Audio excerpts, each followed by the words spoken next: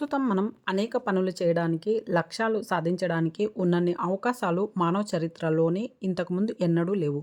మన ముందు తరంలో ఉన్న వారందరికన్నా మనం దీర్ఘకాలం నాణ్యత గల జీవితాలను సాగించడానికి అవకాశం ఉంది. వైద్య రంగంలో వచ్చిన ఆధునిక ఆవిష్కరణలు, పురోగతి వలన ఎక్కువ మంది ప్రజలు 80 లేక 90 లేక 100 ఏళ్ళు కూడా జీవించడానికి అవకాశాన్ని ఇస్తున్నాయి. ఇది సాధ్యమని మన ముందు తరాల వారు ఊహించి ఉండరు కదా! విజయానికి, సంపదకు, సుదీర్ఘ జీవితానికి, ఆనందానికి ఇన్ని గొప్ప అవకాశాలు ఉన్నప్పటికీ చాలామందిలాగే మనం కూడా చేయవలసిన పనులు చాలా ఉన్నాయి, కానీ సమయం చాలా తక్కువగా ఉంది అని భావిస్తూ ఉంటాం. సమాచార విస్ఫోటన, వృద్ధి, సాంకేతికత, పోటీ, శరవేగంతో జరిగే మార్పులు అన్నీ కూడా మన సామర్థ్యం కన్నా ఎక్కువగా వేగవంతమయ్యాయి. ఇప్పుడు మనం సమయం గురించి కొత్త పద్ధతిలో ఆలోచించాల్సిన అవసరం వచ్చింది.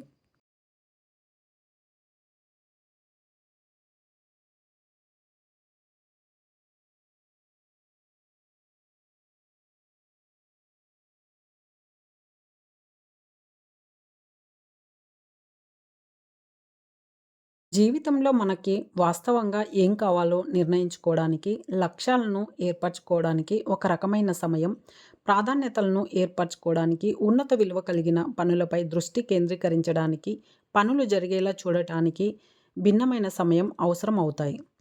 వ్యక్తులతో సంభాషించేందుకు, సమాచారాన్ని చేరవేసేందుకు, సంప్రదించేందుకు, అమలు, పర్యవేక్షణకు ఒక రకమైన సమయం, మీకు అవసరమైతే ఇంట్లో, కుటుంబంతో మీకు అత్యంత ముఖ్యమైన సంబంధాలను నిర్వహించేందుకు ఇంకొక రకమైన సమయం అవసరమవుతాయి.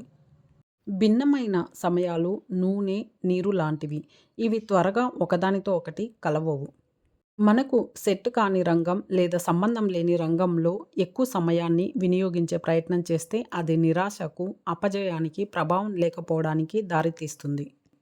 మన సమయ నిర్వహణపైనే విస్తృతంగా మన జీవితం అంతా కూడా ఆధారపడి ఉంటుంది. కానీ సమయం నిర్వహణ లేక పాలన అన్నది వాస్తవంగా వ్యక్తిగత నిర్వహణ, జీవిత నిర్వహణ. అది మనల్ని మనం నిర్వహించుకోవడమే. మనం సమయాన్ని సరైన విధంగా నియంత్రించలేకపోతే మనం మరి దేనినైనా నియంత్రించడం కష్టతరం అవుతుంది. అదృష్టవశాత్తు ప్రపంచంలోని అత్యంత సంపన్న, అత్యంత విజయవంతమైన వ్యక్తికి కూడా మనకులాగే రోజుకి 24 గంటలే ఉంటాయి. కానీ విజయవంతమైన వ్యక్తికి, విఫలమైన వ్యక్తికి తేడా అల్లా విజయవంతమైన వ్యక్తి కొన్ని సందర్భాల్లో తక్కువ సామర్థ్యం, తక్కువ అవకాశాలు ఉన్నప్పటికీ ఇతరుల కన్నా ఎక్కువగా సాధించగలడు.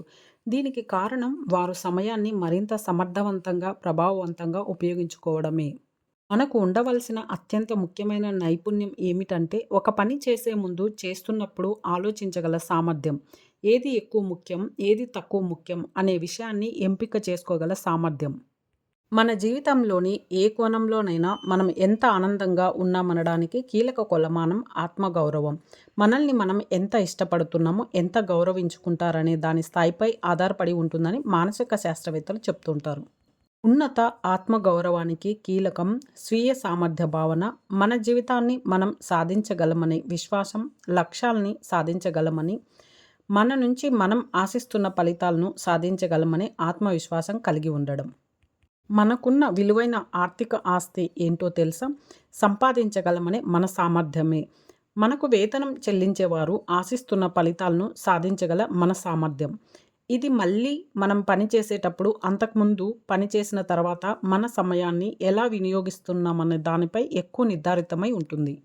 మనం సమయం గురించి ఆలోచించే పద్ధతే మన సమయాన్ని వినియోగించుకోగల భిన్న అవకాశాలను, మన ప్రభావాన్ని, మన జీవితంలోని ప్రతి కోణంలోని గుణాత్మకతను నిర్ధారిస్తుంది.